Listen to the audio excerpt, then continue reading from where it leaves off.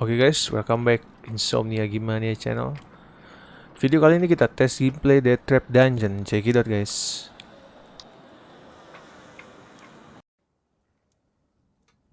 Despite its name, Fang was an ordinary small town in a northern province of Chiang Mai, situated on the banks of a river. It made a convenient stopover for river traders and passengers throughout most of the year. A few barges, rafts, and sometimes even a large sailboat could usually be found moored at Fang. But all that was long ago, before the creation of the Trial of Champions. Now, once a year, the river is crammed with boats as people arrive from hundreds of miles around, hoping to witness the breaking of an ancient tradition and see a victor in the Trial of Champions.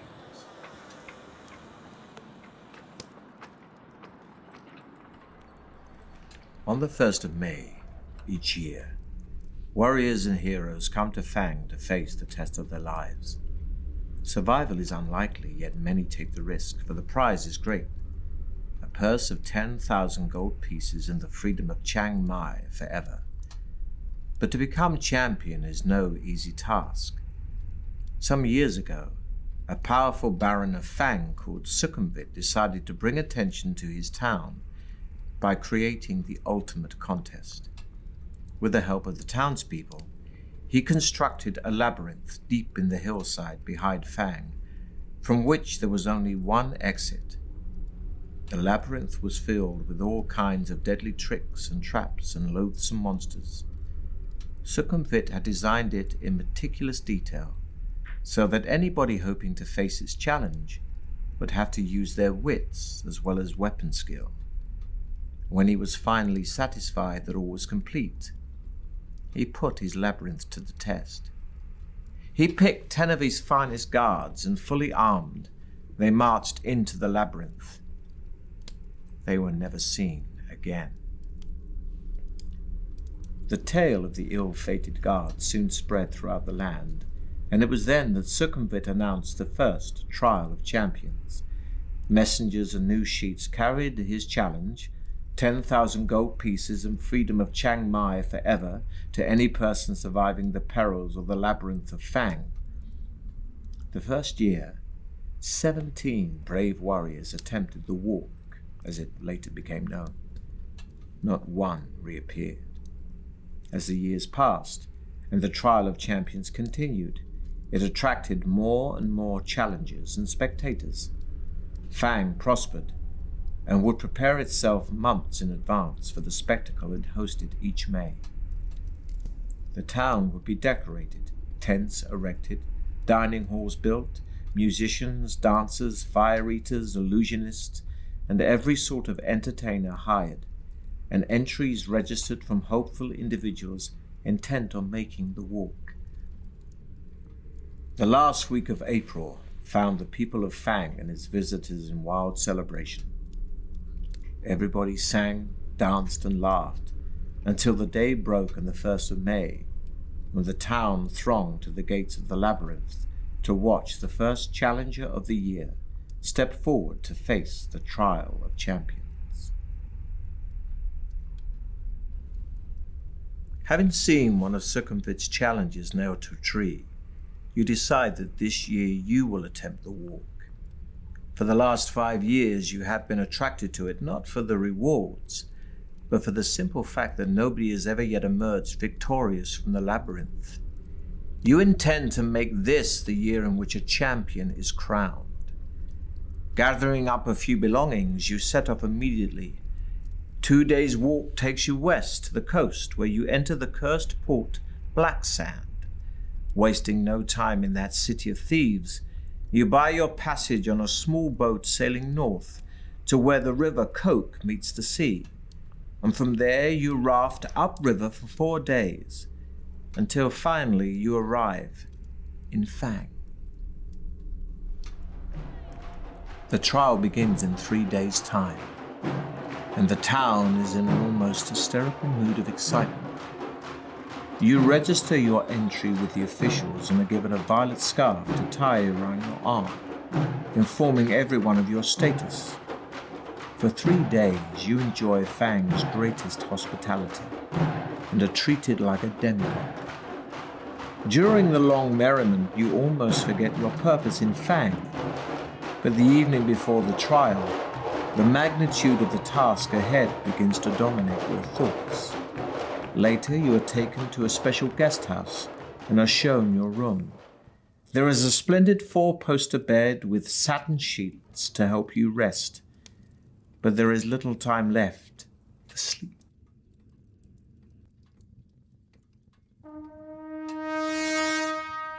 Just before dawn, a trumpet call awakens you from vivid dreams of flaming pits and giant black spiders.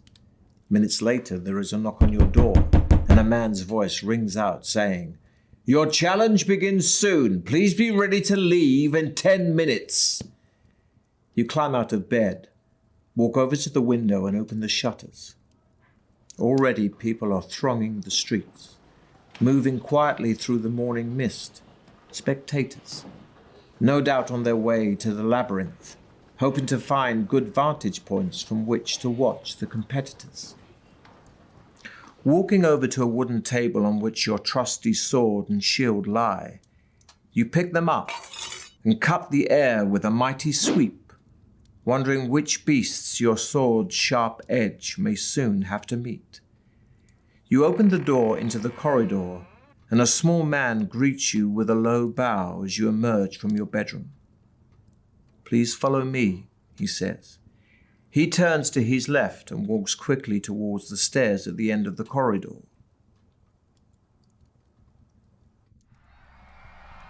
Walking through a parting in the crowds, you see Baron Succumbit himself, standing by the entrance waiting to greet the contender in the trial of champions.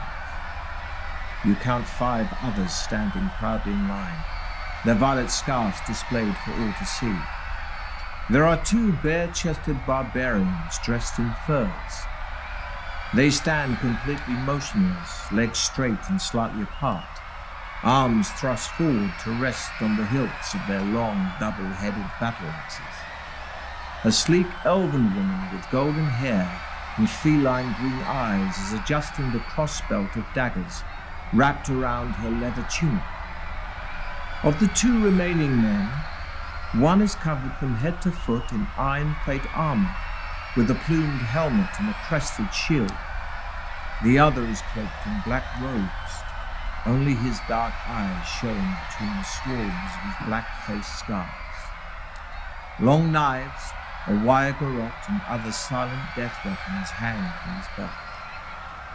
The 5 contenders acknowledge your arrival with almost imperceptible nods of the head, and you turn to face the exultant crowd for the last time. Suddenly, a hush falls over the crowd as Baron Succumbit steps forward, holding 6 bamboo sticks. You draw one from his outstretched hand, and you read the word, 5th. Then the trial begins. The knight is first. He salutes the crowd before disappearing into the tunnel, and is followed half an hour later by the elf. Next goes a barbarian, and then the dark assassin. Next, it's your turn. But before embarking on your adventure, we must first determine your own strengths and weaknesses. You have in your possession a sword, a shield, and a backpack for carrying provisions for the trip. You have been preparing for your quest by training yourself in swordplay and exercising vigorously. To see how effective your preparations have been, dice will be rolled to determine your skill, stamina, and luck scores. Or, if you wish to begin your adventure immediately, you can choose between 3 ready-made adventurers.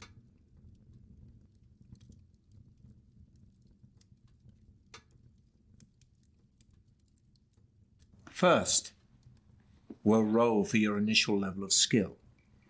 This reflects your sword skill and fighting expertise, and will be determined by rolling 1 die and adding 6.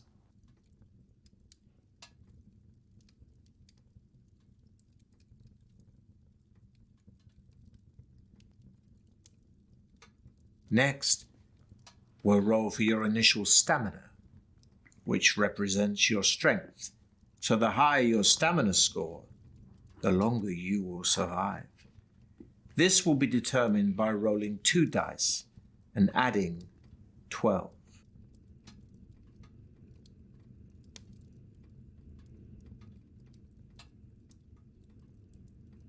Next, we'll roll for your initial luck, which represents how lucky an adventurer you are. Luck and magic are facts of life in the fantasy world you're about to explore. This is determined by rolling 1 die and adding 6.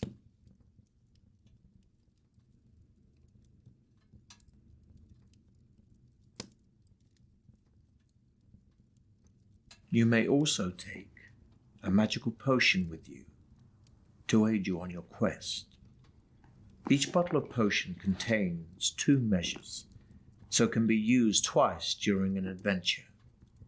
You can choose from a potion of skill that restores your skill points to their initial amount, a potion of strength that restores your stamina points to their initial amount, or a potion of fortune that not only restores your luck points to their initial amount, but will also increase your initial luck score by 1 each time it's used.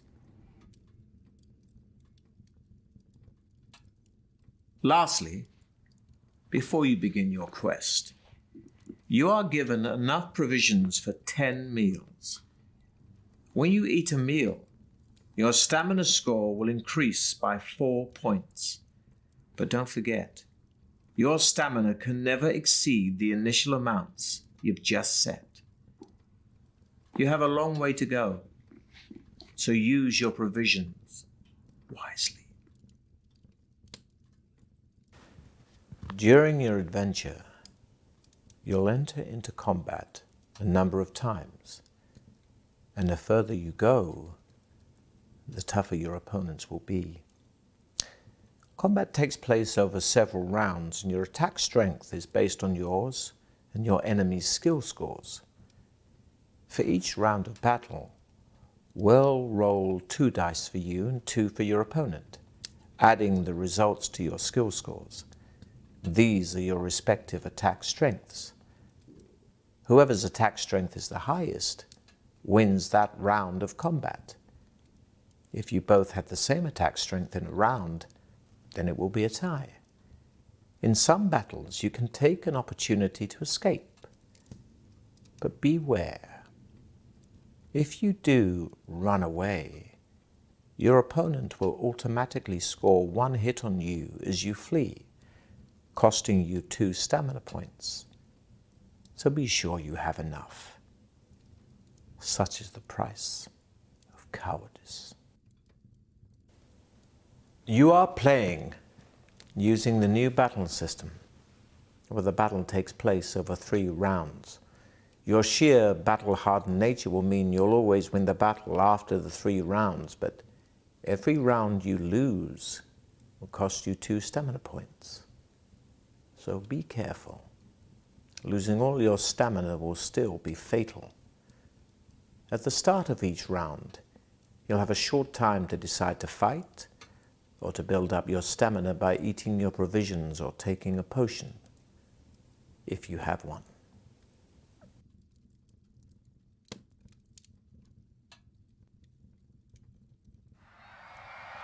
Now it is your turn to salute the crowd. Holding your violet scarf aloft, you take one final deep breath of cool, fresh air before turning to pass between the stone-pillared gateway into circumvent's corridors of power to face unknown perils on the walk through the mighty Baron's Deathtrap Dungeon.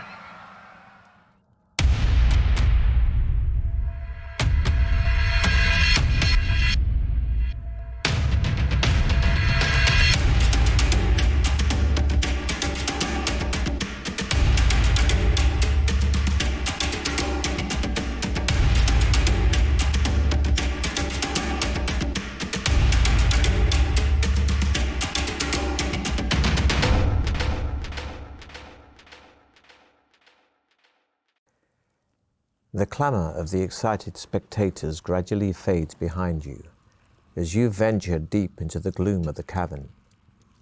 Large crystals hang from the tunnel roof at 20-meter intervals, radiating just enough soft light for you to see your way. As your eyes gradually become accustomed to the near darkness, you begin to see movement all around. Spiders and beetles crawling up and down the chiseled walls disappear quickly into cracks and crevices as they sense your approach. Rats and mice scurry along the floor ahead of you. Droplets of water drip into small pools with an eerie plopping sound which echoes down the tunnel. The air is cold, moist, and dank. After walking slowly along the tunnel for about 5 minutes, you arrive at a stone table standing against the wall to your left. On it, there are 6 boxes, one of which has your name painted on its lid.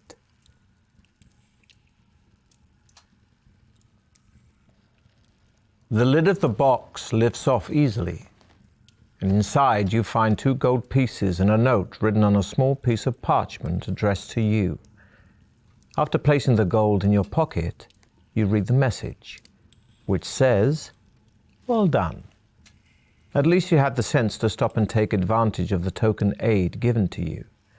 Now I can advise you that you will need to find and use several items if you hope to pass triumphantly through my Deathtrap Dungeon. Signed, Succumvit." Memorizing the advice on the note, you tear it into tiny pieces and continue north along the tunnel, where you come to a junction. A white arrow painted on one wall points west. On the floor, you can see wet footprints made by those who entered before you. It's hard to be sure, but it looks as though 3 of them followed the direction of the arrow, while one decided to go east.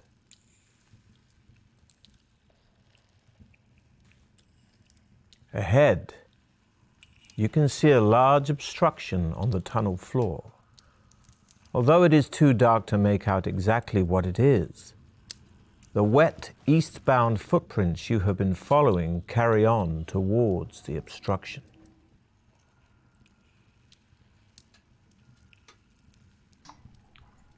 Okay guys, thank you for watching. We will see you again in the next video. Bye bye.